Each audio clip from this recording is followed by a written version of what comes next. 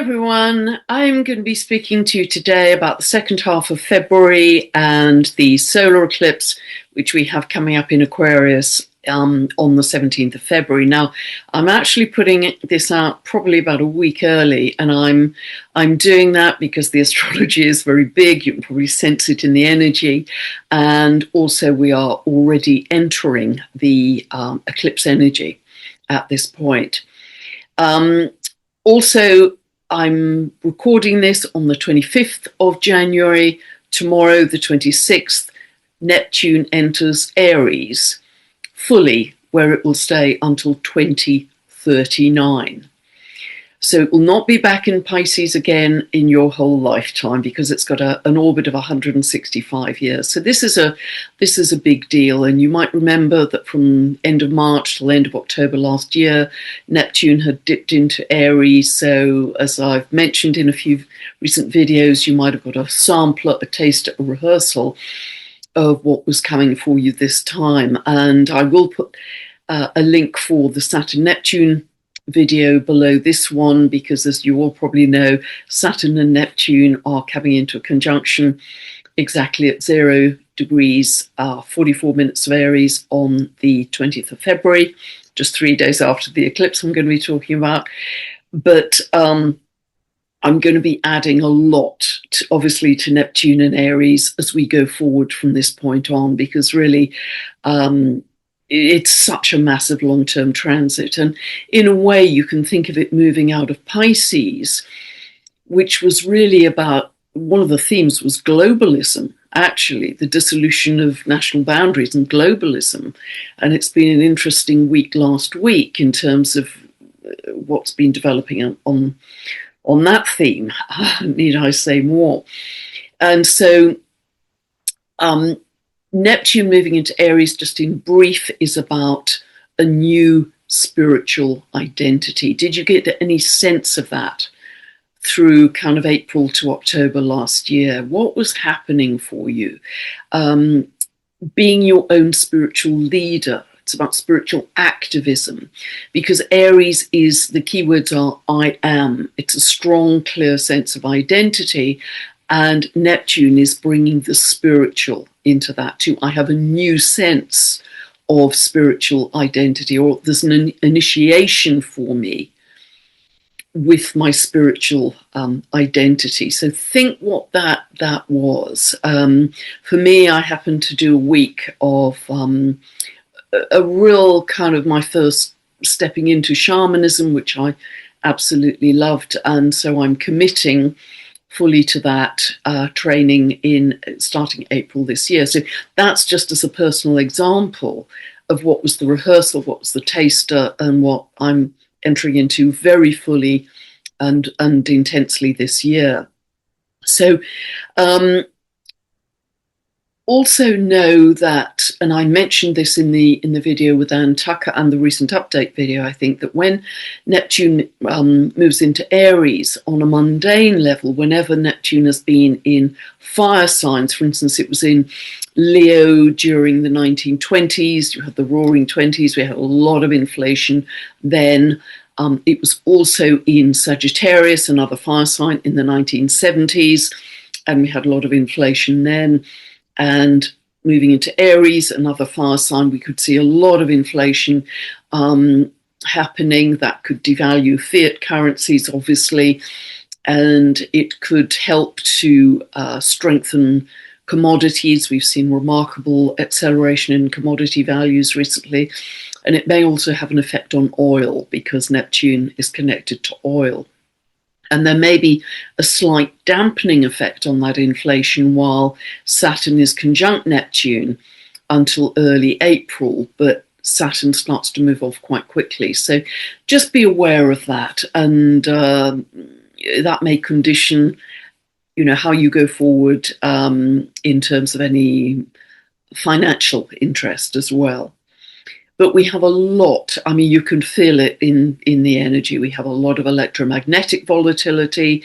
There are anomalies appearing in the Schumann resonance, which is the heartbeat of the Earth. And the brilliant geophysicist Stephen Burns did a whole video on this recently, that those anomalies which he couldn't explain in the Schumann resonance. So we have a lot of extreme weather happening right now.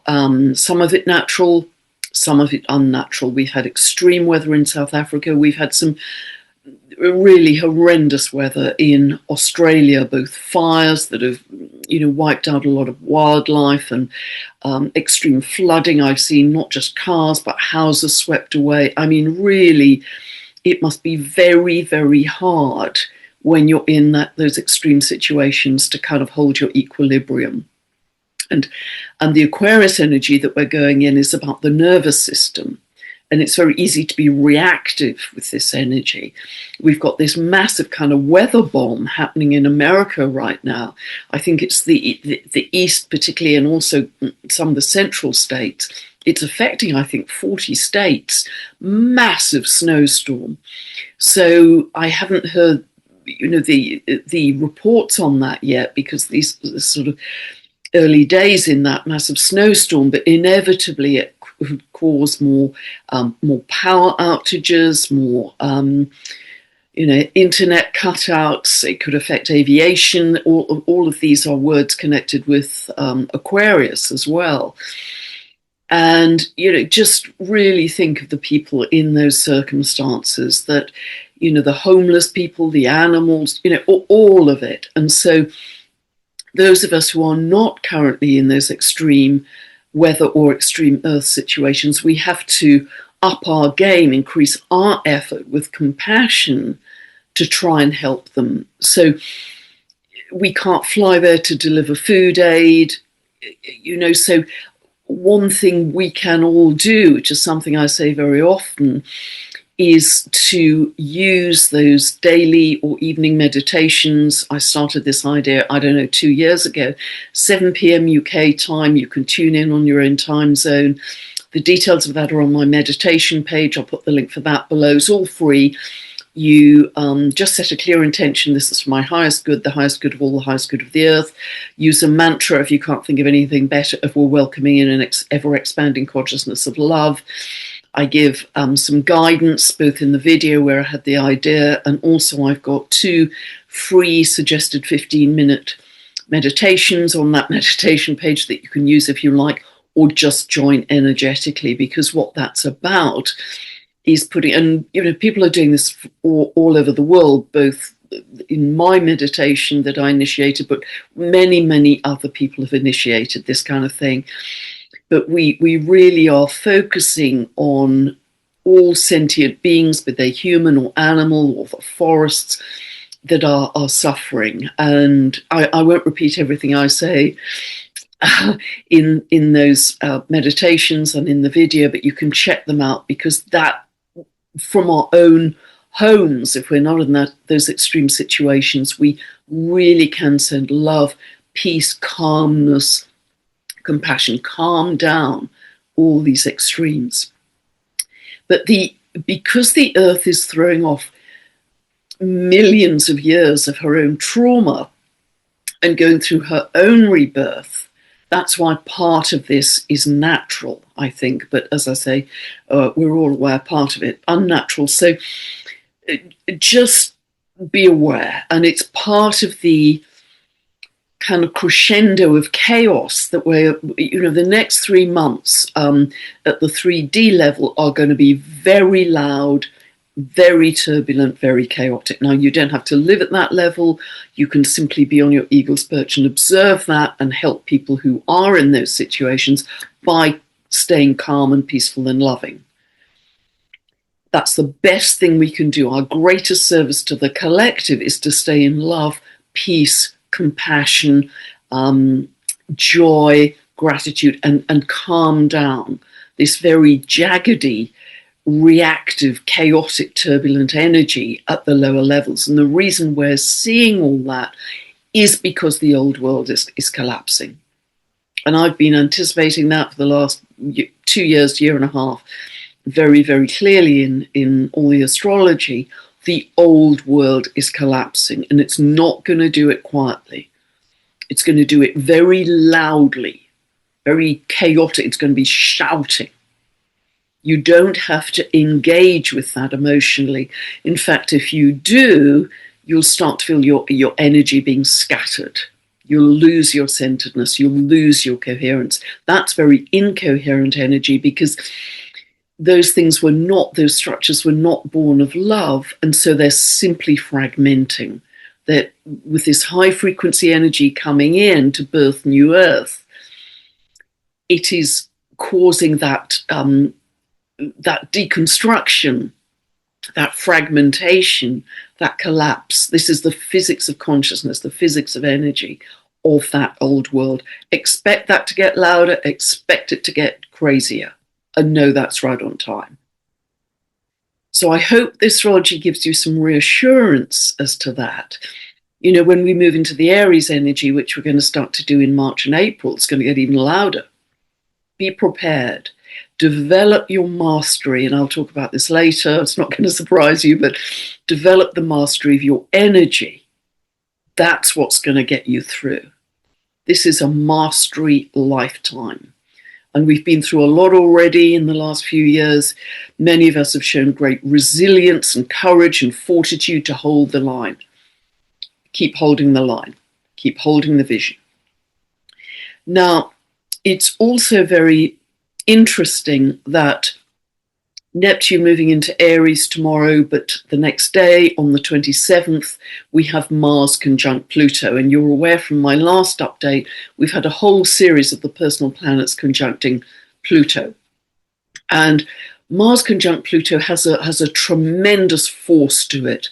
It can be brutal, it can be violent, it can be wonderful in your own birth chart for willpower and focus and tenacity, and I'm not giving in, but it can be very combustible on the world stage.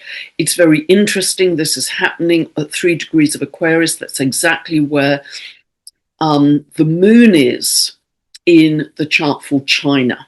China has its ascendant at 5 degrees of Aquarius, its moon at 3 degrees of Aquarius. Now, typically in mundane astrology, the moon represents the people, so the population of China.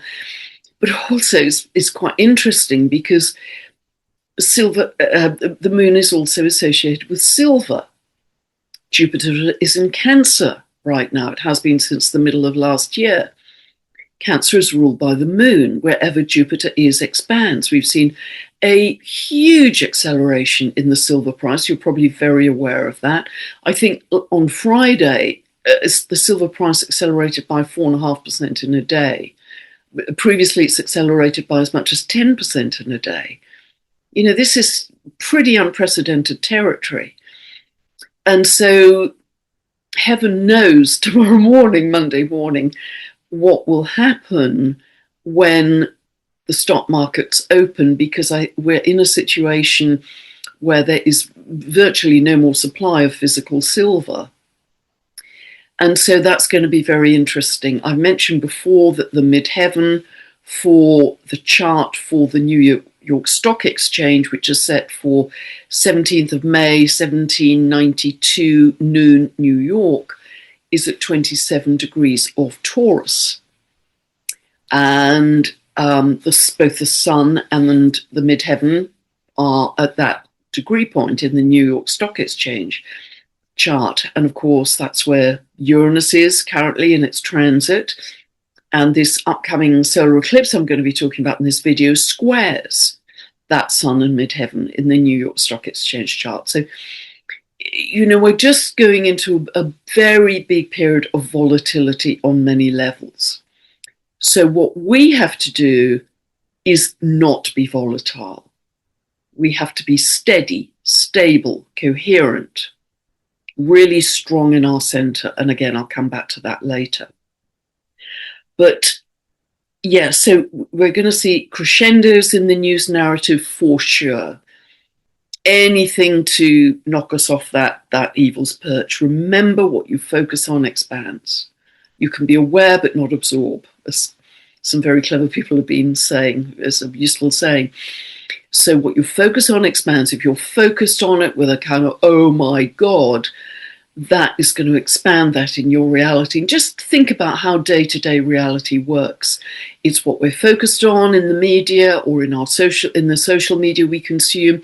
It's our friendship groups. It's the conversations we have with those people, the worldview that you have, the lens you have, your energetic set point. Are you in fear, or are you in, yep, it's right on time? I'm noting it all and it's right on time. This all has to collapse. All the old systems have to collapse. And so this isn't a surprise to see what we're seeing right now. And again, it's all about what is your day-to-day reality. What's the social media you are consuming? What are the conversations about that you're having with your friends? Are they optimistic or pessimistic? What is your worldview? What is your lens? Are you excited about all the amazing things we're going to see this year, the new healing technologies, the new opportunities, the new connections you're going to have? It's going to open up. There's a sense of, in the very different energy, the higher dimensional energy, of huge spaciousness, expansiveness, multidimensionality, connection with galactic beings, trees, telepathy with animals. It is so, so exciting and so incredibly different from what's happening in those old world structures. I mean, just, it's night and day. Is that your day-to-day reality? You're excited about connecting with the elemental realm and being telepathic with them, the pixies and the elves and the tree beings. Is that what you're excited about? Because if that's what you're focused on, that will expand for you. What you focus on expands. That's the simplest way to say it. And go back to the conversation I had with Cynthia Sue Larson and Paul Levy recently, just about how this physics of consciousness works for us, because everything comes from energy, as you well know. And we can't build a higher dimensional world on greed, inequality, and power. That just isn't possible, because those are the old world architecture, if you like. It's the old world values, the old world architecture. We can't do that. So be aware that the 3D will get louder but more hollow, just like the scenery collapsing at the theatre. It's like that game, I think it's called Jenga, where you build kind of tower blocks with wooden blocks, and you each have to keep taking a wooden block, but make sure the tower block with all the wooden blocks in doesn't fall. But eventually somebody takes the critical pivot point wooden block out and the whole thing collapses. I'm sure you know that game. And we are now in that collapse, the beginning of all of that collapse. So let us now look at the, I just want to remind you as well, it's on the 3rd of February, so I didn't mention this, I don't think, in the last update video. 3rd of February, we'll feel it the whole first week of February, Uranus moves stationary direct. That is a very potent Uranian signature for all the things I've been talking about. Things which are seismic, eruptive, combustible, explosive, cyber attacks, power outages, extreme weather, aviation, incidents, accidents, all of those things. It can be politically seismic, it can be financially seismic, all of those things. So that first week, particularly around the 3rd, is very Uranian. The whole month of February is very Uranian, in fact. So, and the eclipse, of course, is in Aquarius, ruled by Uranus. So let's take a look at the eclipse chart now.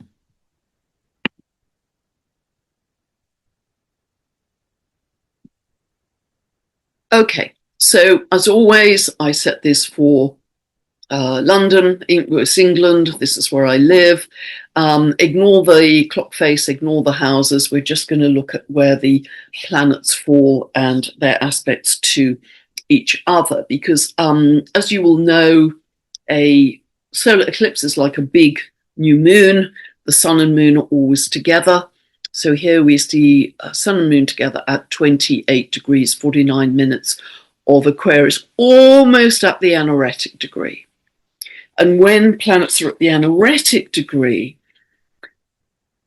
they tend to express in more extreme ways. So again, we're back to seismic energy, we're back to issues around technology, cyber attacks, power outages, all of those things.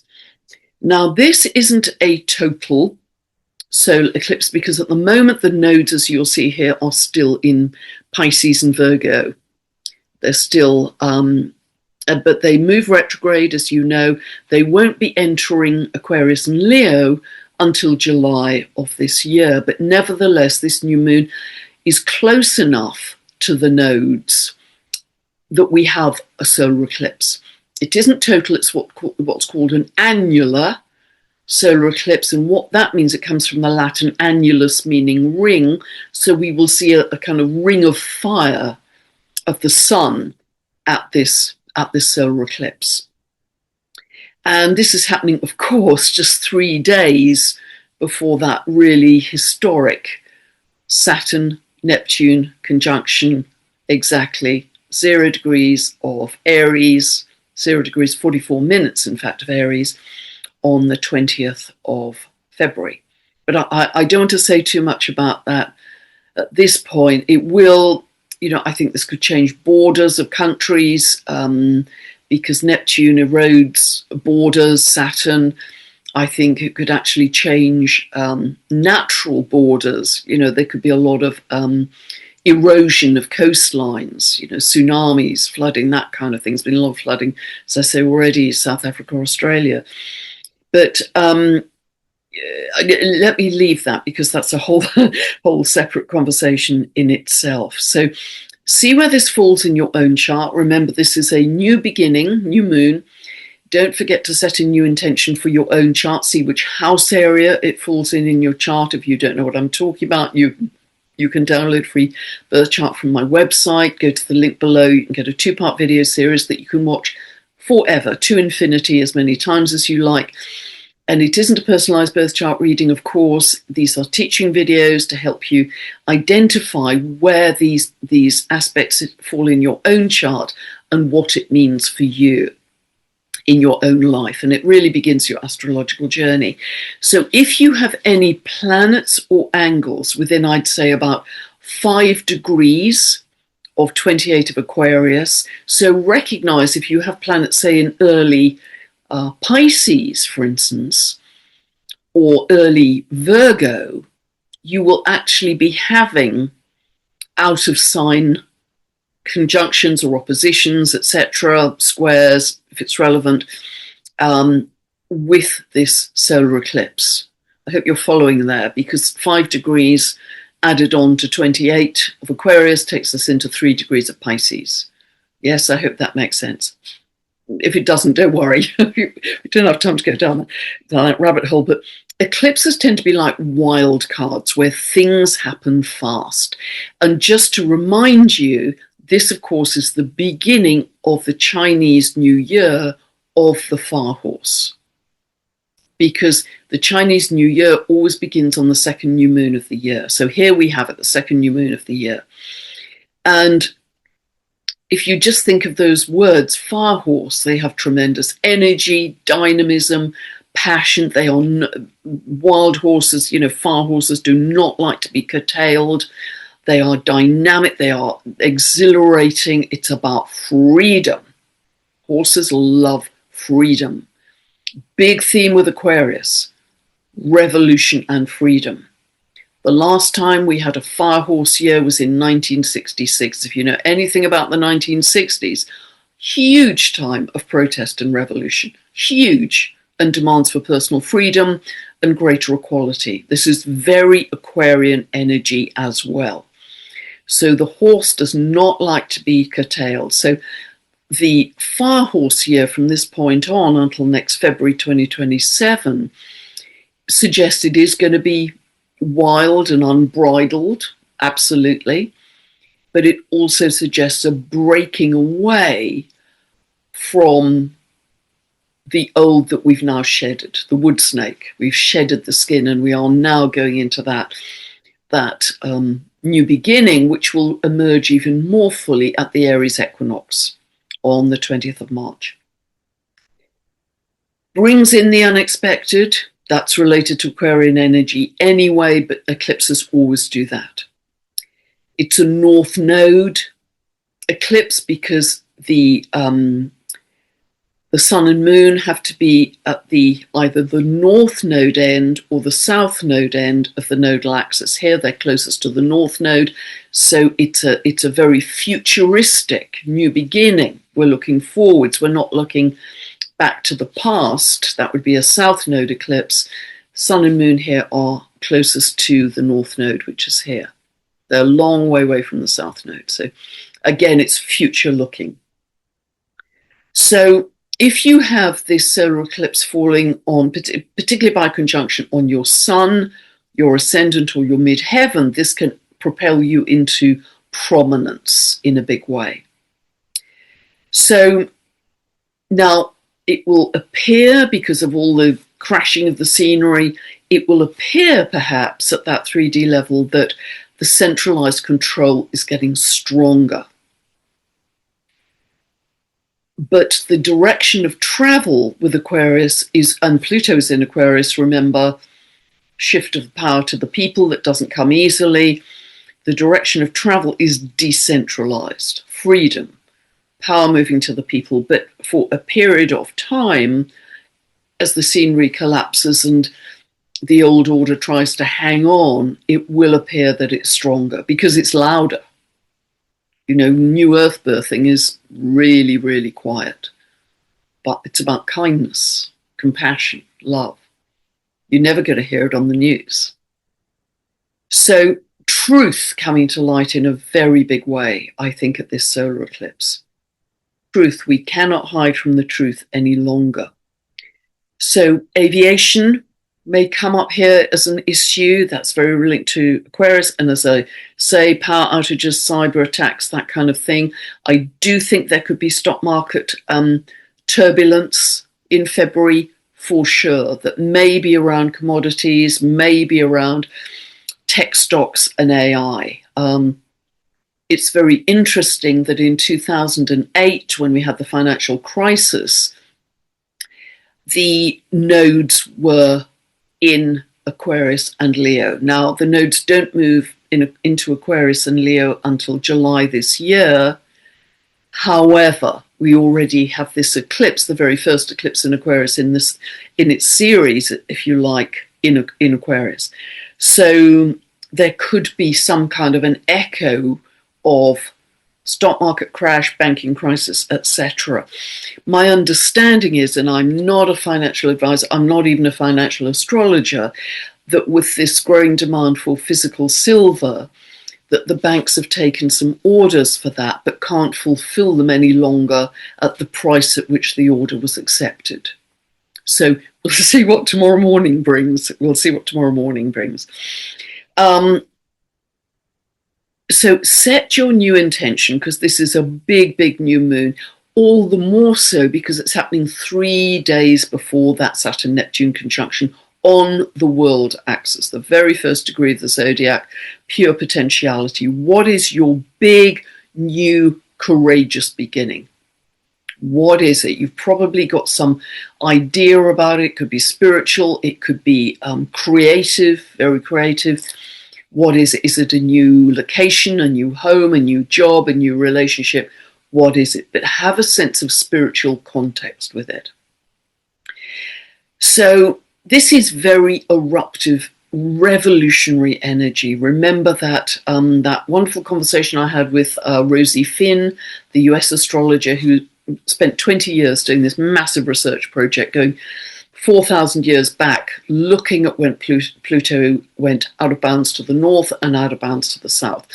In short, when Pluto goes out of bounds to the north, that those were periods of tyranny in history. Luckily for us, last August, Pluto started to move out of bounds to the south, which is where you get more revolutionary energy and the power shifting to the people. So that's another reinforcement of these Aquarian themes. Now, Pluto is technically only going to move out of bounds, i.e. beyond the 23.5 degrees of the ecliptic band, within which planets normally orbit. And if you don't understand that, I'll put the link for that conversation with Rosie Finn below. It's only doing that from August 2025 over the next 10 years to 2035, and it's doing it between August and December each year, technically. But broadly, these whole 10 years are about that increased revolutionary energy, which reinforces the whole thing of Pluto in Aquarius. Remember, Pluto will stay in Aquarius till January 2044. So we are seeing massive revolutions across the world. They were revolutions of youth. Remember, Aquarius is very linked to youth. And that's what brought down the Thai government a few months ago, the Nepalese government, the Bulgarian government very recently. There are huge protests happening in many parts of Europe. France, of course, exceptional, born from revolution. In America today, I've seen huge protests in Minneapolis, for instance. Know that this solar eclipse falls pretty much exactly on the moon of the US chart. The moon of the US chart, that chart for 4th of July, 1776, 10 past 5 in the afternoon, Philadelphia, which I've used for decades, which is very reliable. Their moon, representing the people in the US, is at 27 degrees of Aquarius. So this solar eclipse is really on that 28 of Aquarius. And so the people in America is highlighted in this eclipse for many, many reasons, which I'll go on to.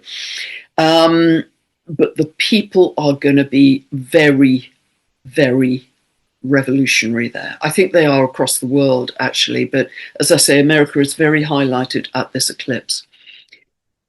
This is reinforced, all of this, by the ruler of Aquarius being Uranus, which is square, exactly square to this eclipse.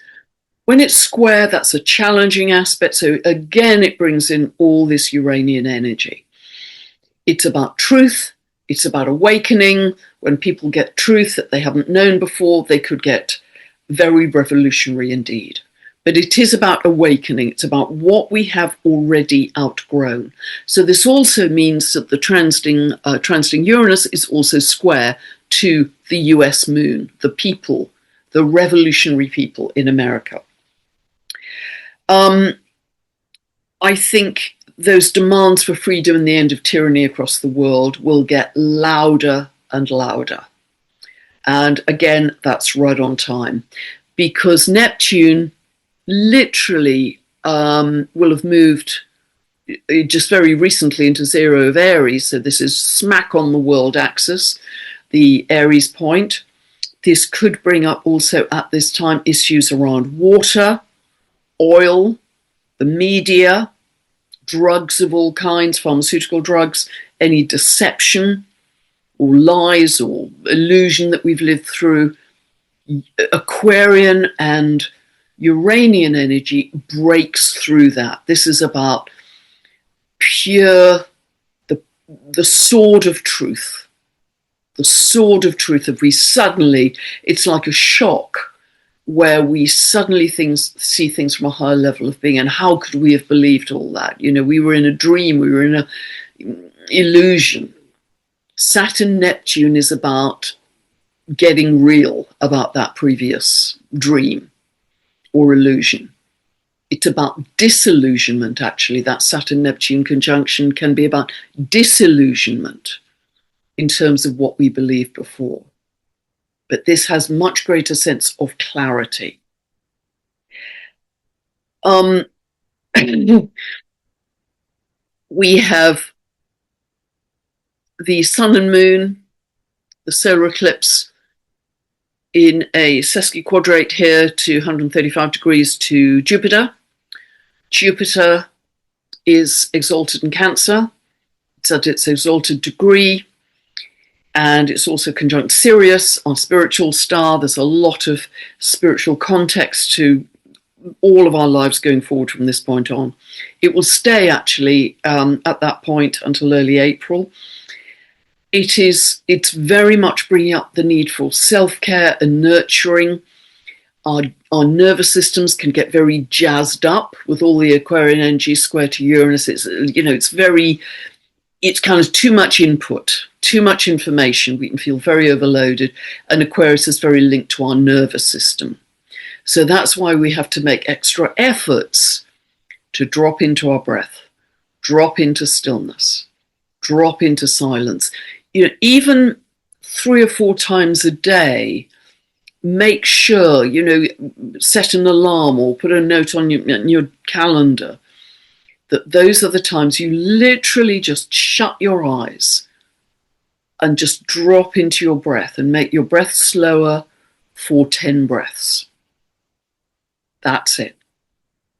And just feel as you come out of that, whether you feel slightly more coherent, slightly more balanced.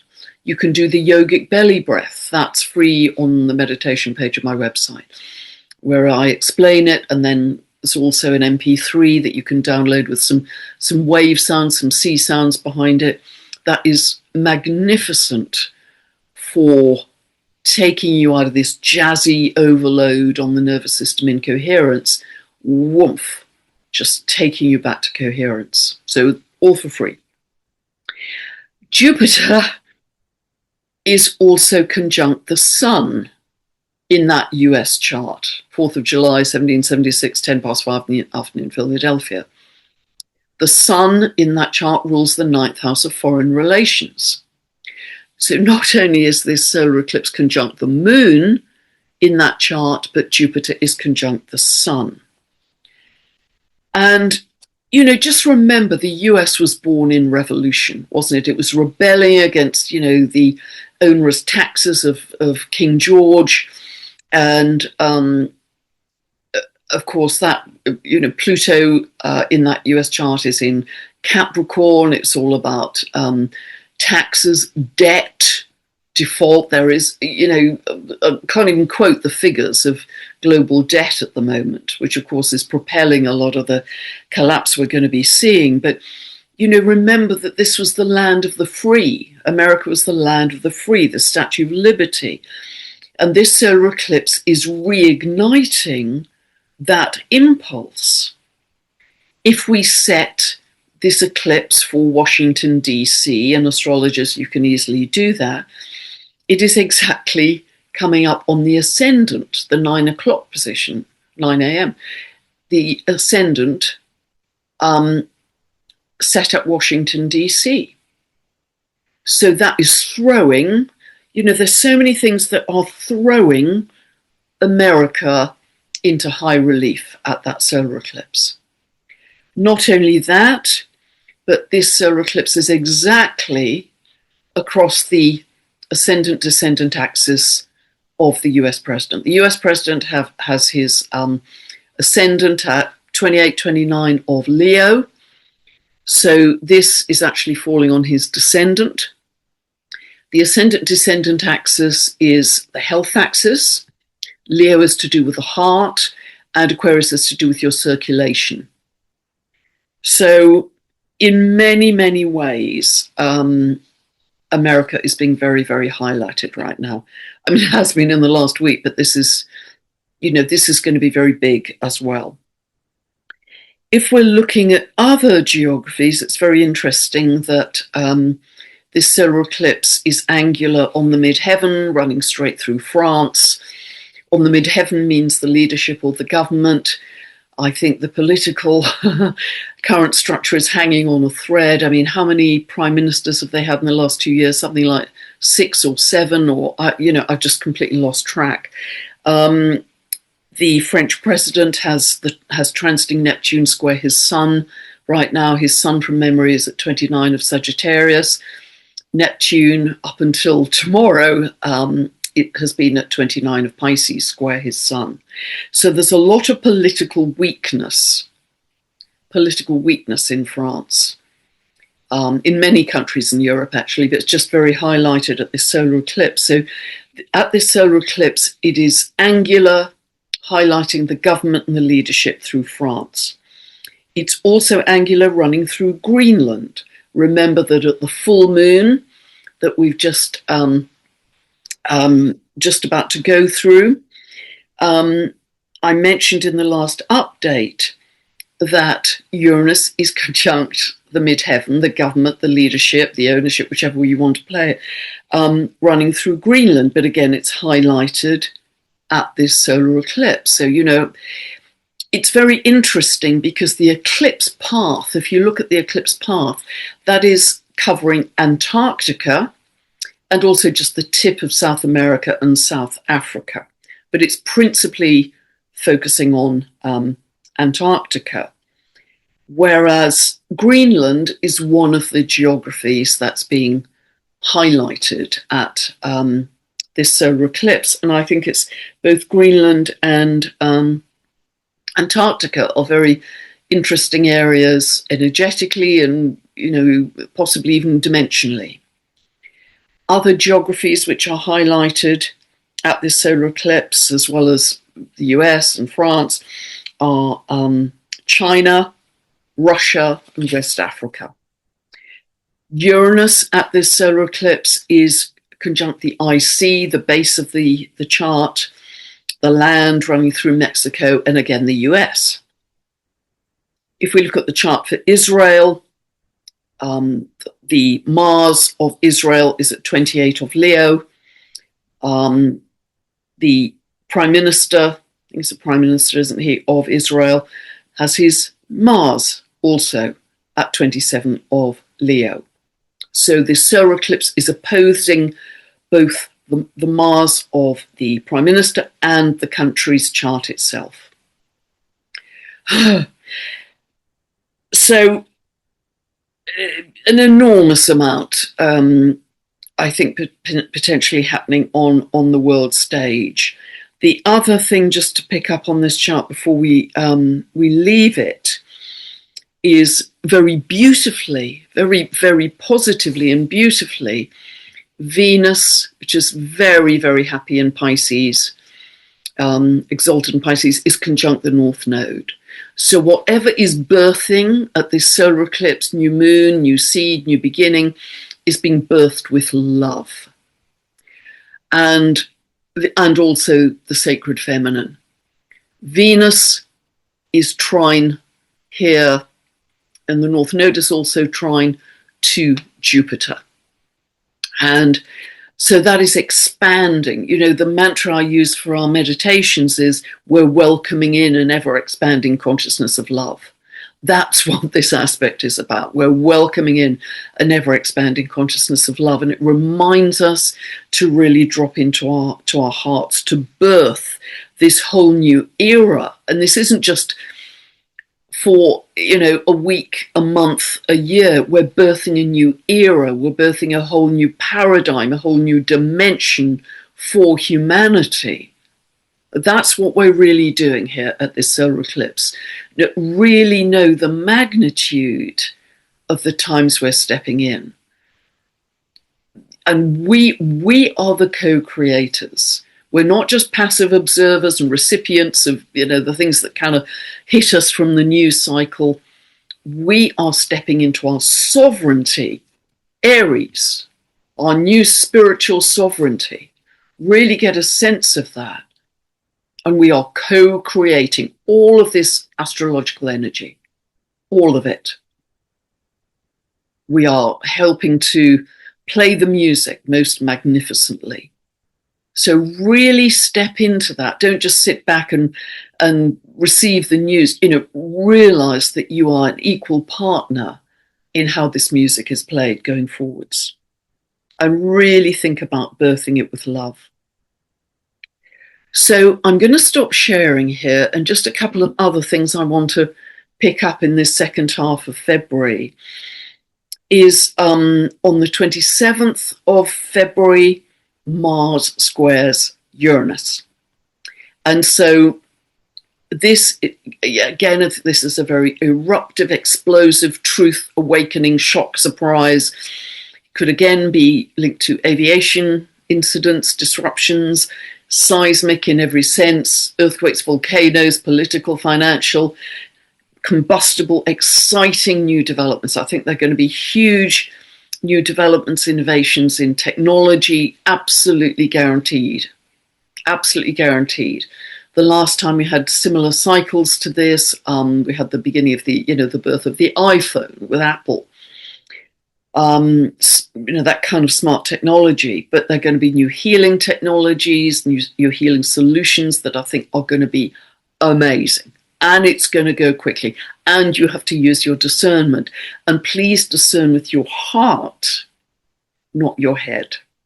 Please feel. We're moving into an age of much greater intuition where we need to feel into the energy of something and not just think into it, because our mind can lead us astray. So 27th is going to be a very big day of February, as well as of January, actually. 28th of February, Mars comes to exactly conjunct that solar eclipse degree that we've just looked at 28 of Aquarius. So this is another ignition, another lighting the match of revolutionary energy, eruptive, impulsive. So, watch your reactivity. Take a breath, step back, follow the incredibly beautiful peace march that the Buddhist monks are doing through America, through heaven knows what kind of weather. I think it's 2,300 miles they're walking for peace. I mean, wow. And they have such loving, beautiful energy. You can even feel it through the screen watching their progress, and people just bursting into tears when they meet them on their journey. What a shining example of what we're moving into. But yes, so Mars conjunct the solar eclipse degree on the 28th. Again, it could be power outages, cyber attacks, galactic connections. Remember that all of this Aquarian energy is very related to our galactic family.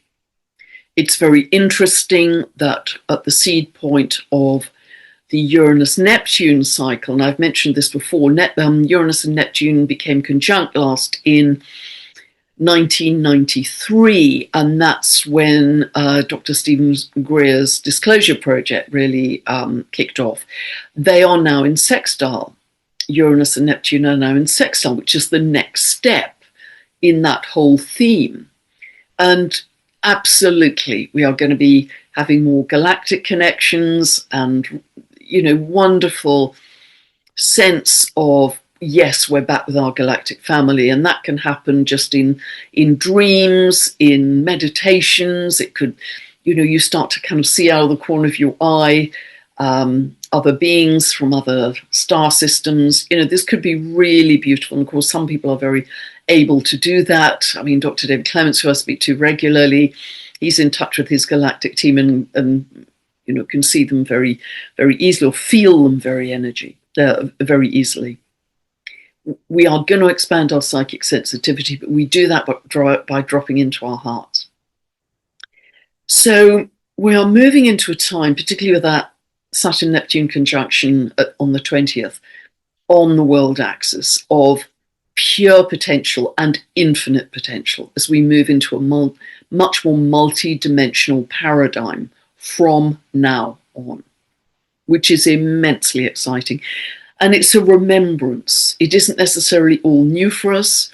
We are dissolving the veil, that blockage we've had for so many lifetimes. We are going to be able to remember the ancient wisdom, remember all of our gifts that we had way back in ancient Lemuria, or some of those beautiful ancient civilizations. And so we are moving through a phase shift of energy. And as I say, just expect the turbulence and the chaos and the noise. Just expect it, and just step back energetically decouple from it.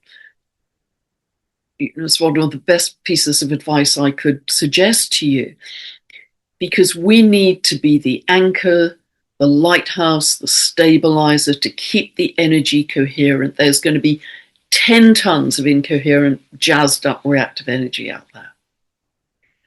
Make your job staying in coherence. And I discovered who'd used the quote, "The way out is in." And it's that wonderful Zen master monk, Thich Nhat Hanh. I'll put the spelling of his name below. He passed away, sadly, I think a year or so ago. Lots of consonants in his name, so it's very hard to pronounce. But I will put his name below, and he said the way out is in, and it absolutely is. Whenever you feel overwhelmed, you're jazzed up, you're reactive, your breath is starting to become too high in the chest and too rapid, close your eyes. Just drop your breath into your heart, or even deeper into that yogic baby belly breath. Just slow it right down. And just do it for a few minutes, because when you come out of that, just note your different state of being before and after, because this is all for free, and every single one of us can do this.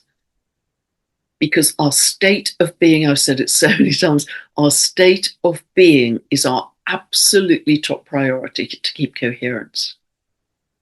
That is what is birthing New Earth. And in New Earth, remember, is a frequency within us. It's not out there. It's not a place we go to. It's an embodiment. And we get to it, we get to that frequency by holding coherence, love, joy, bliss, gratitude, compassion. And I think it's very difficult if we are caught up in fear, because we're not going to be able to see it. Because, people will say to me, well, show me New Earth. Where is it? Show me, give me the proof, give me the evidence. But it's invisible because we're creating it from the energy. Coherence is invisible, love is invisible, peace is invisible, until we make it manifest in the world. And that's when it starts to become visible. And we are going to see a lot of manifestations of New Earth as we move through, but it will be quiet, it will be loving, it will be kind, it will be very gentle and compassionate and collaborative. So coherence is the key, and that's what will keep our stability as we move forwards. And remember, we're holding hands all over the world, and we're connecting with our hearts every day, every evening in those meditations at least.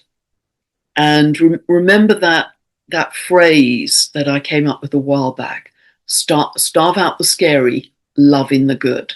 That could not be more important as we move into this firehorse year of tremendous dynamic energy, of exuberance, excitement, innovation, freedom, new discoveries. It's thrilling. But coherence and stability are the entry keys to that new paradigm. I hope this has made sense for you. I've covered a lot in this, and I may well do another video on this. I'll see how things are rolling in the world. A lot happening, but don't get distracted and diverted. Observe, come back to self, come back to your inner world. That's what will get us through. God bless. And don't forget to set your new intention for yourself, for all, and for Gaia at this solar eclipse. Really important. Much love. Bye for now.